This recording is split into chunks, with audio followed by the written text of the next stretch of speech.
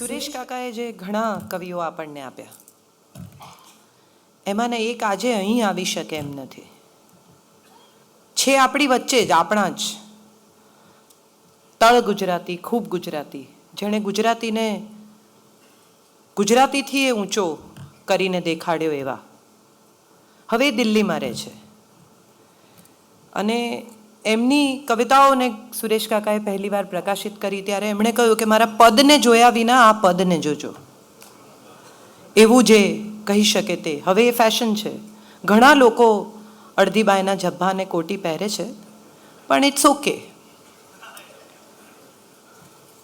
એમની બે કવિતાઓ સાથે એમને રજૂ કરવાની હું.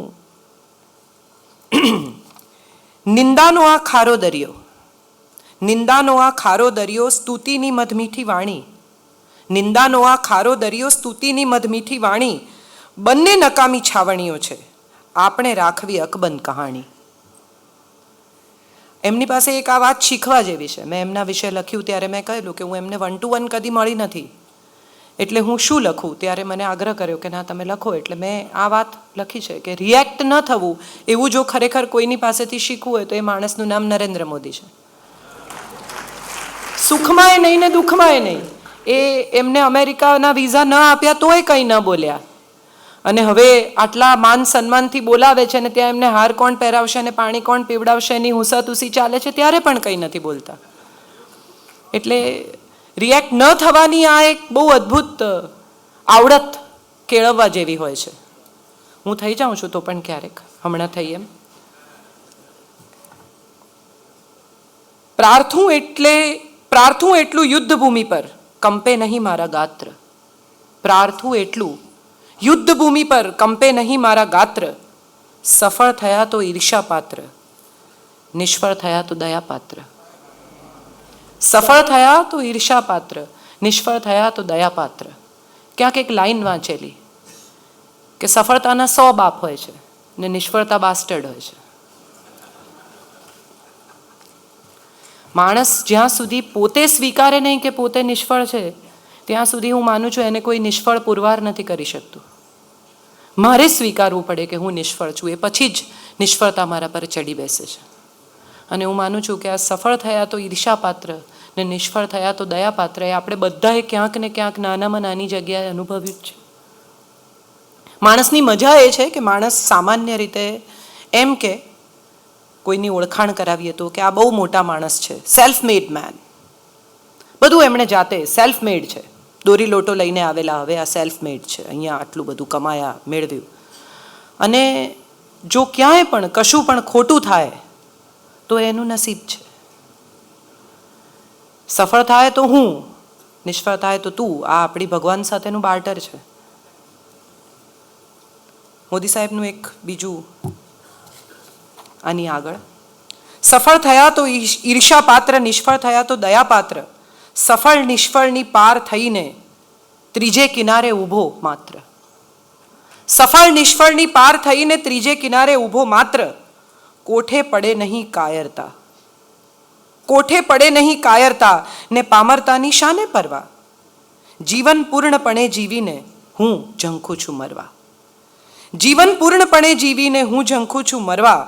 ઈશ્વરની છત્તર છાયામાં રોજ શીખું છું હું તો છાત્ર. ઈશ્વરની છત્તર છાયામાં રોજ શીખું છું હું તો છાત્ર. સફળ થયા તો ઈર્ષા પાત્ર, નિષ્ફળ થયા તો દયાપાત્ર.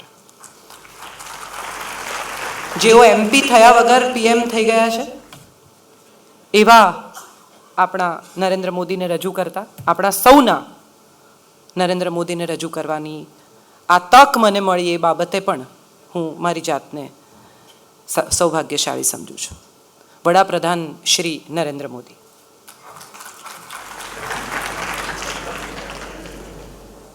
ઇન્ટ્યુશનથી મા સાથેના સંવાદની ભૂમિકા છે. રાજકારણમાં જવું, રાજકારણ વિષય એની સાથે મારી કોઈ લેવા દેવા નહોતી. એ કાળખંડની આ ડાયરીનું પાનું છે. આજે મને આશ્ચર્ય કરે છે આ પાનું. કદાચ અમારા સ્વજનનો આજે મને ફોન ના આવ્યો તો હું કદાચ મારું પણ ધ્યાન ન ગયું હોત, પણ મને થાય છે મારે કહેવું જોઈએ તમને. આગળ ઘણું બધું છે, પણ એક પેરેગ્રાફ વાંચું છું. માં, હું જાણું છું આ શરીરને હવે એક નવા રંગમંચ પર લઈ જવાનું છે.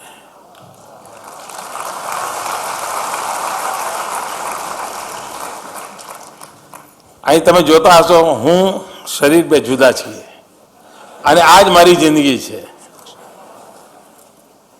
માં હું જાણું છું આ શરીરને હવે એક નવા રંગમંચ પર લઈ જવાનું છે.